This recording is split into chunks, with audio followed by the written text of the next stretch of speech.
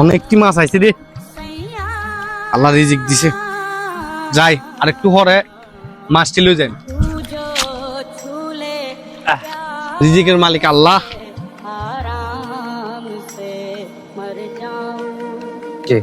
এত ঘুরে আর আতালের সামনে জালটা বয় দেয়, এত এদিকে মানা করানো হতে জালটা আবার বয়সের যে দাঁড়া তোর মাছ নেই, ডিম আছে জাল খুলি, আগুন দিয়ে জাল পাই দিম জাল মাল শুনে না যা।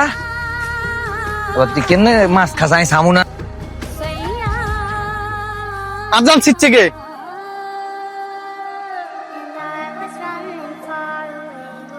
তারা যা দৌড়িম।